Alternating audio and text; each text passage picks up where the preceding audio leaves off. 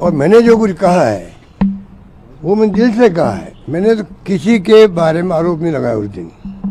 मैंने उस दिन जो कुछ कहा है आप देखेंगे अगर वर्बेटम पढ़ करके, तो मेरे आरोप किसी पे नहीं थे और मैंने फैक्चुअल पोजीशन हर चीज़ की सामने रखी थी।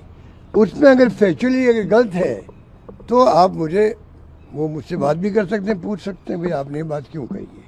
इसका मतलब था कि जो भी हम लोग जितने भी हैं नेता, ये नहीं था कि जो बाहर गए उनके लिए मैं कह रहा हूँ, सबके लिए क्या, सब लोग हैं वो भूलो और माफ़ करो, छोड़ दो आज के बाद में पुरानी बातें और उसके बाद में सब मिलके चलो पार्टी इंटरेस्ट के अंदर। किसी जाति का, बिरादरी के हो, वर्ग के हो, सब समझ जाएंगे मैं क्या कहना चाहता हूँ।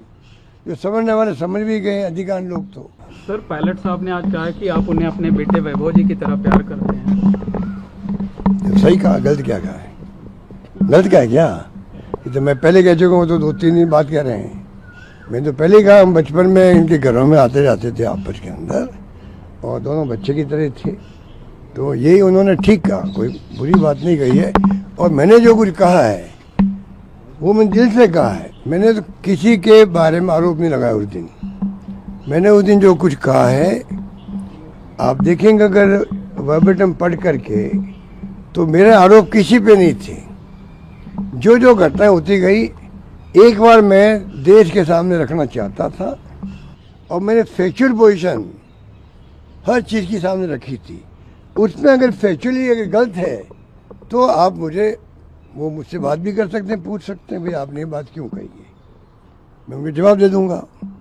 तो बाकी मैंने सिर्फ फैक्चुअल पोजीशन जो मेरे दिमाग में है वो मैंने सिर्फ रखी है, मीडिया के माध्यम से पूरे देश के सामने रखी है कि कोई ऐसा नहीं, वो पद मैंने उस दिन भी कहा था, वो इतना महत्वपूर्ण पद था, वो कौन छोड़ता उसको, बताइए, जिंदगी के अंदर।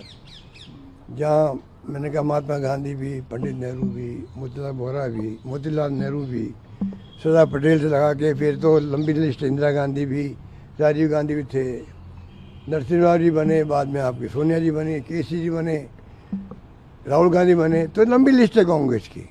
तो जो लोग इतने महान लोग बन चुके थे, और मुझे अगर मान लो पार्टी के अंदर माहौल बन गया मेरे बारे में कि भाई ये नाम जो आया उभर के, ये नाम बिल्कुल कहना चाहिए स्वीकार्य हमें।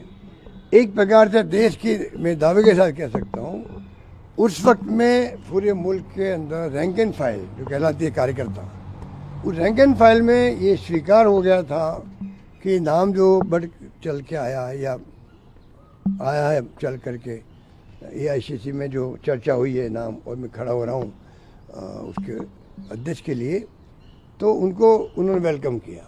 ये रिपोर्ट पूरे देश की थी। उस माहौल में कौन मना कर सकता, बताइए आप, कौन मना कर सकता?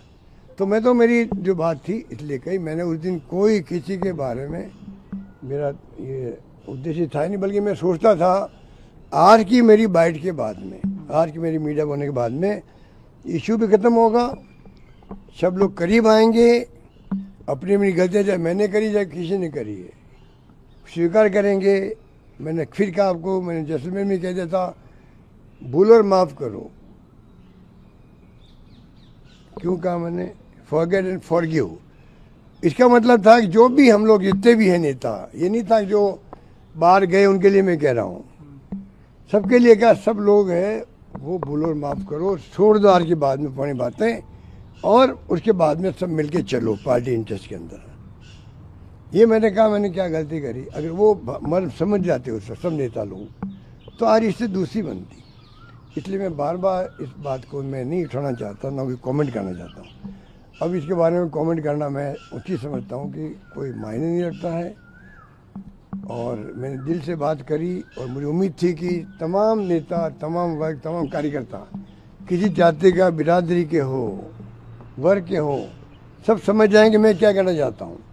जो समझने वाले समझ भी गए अधिकांश लोग। तो अब कुछ लोग नहीं समझ पाए, मान लो, तो धीरे धीरे वो भी समझ जाएंगे, वो भी समझ जाएंगे देश हित में क्या है और पार्टी हित में क्या है। और जो सच्चा कांग्रेसी होगा वो तो अवश्य मेरी भावनाओं को समझ करके फिर रिएक्ट करेगा, किसी भी तरह करे, उसके ऊपर है।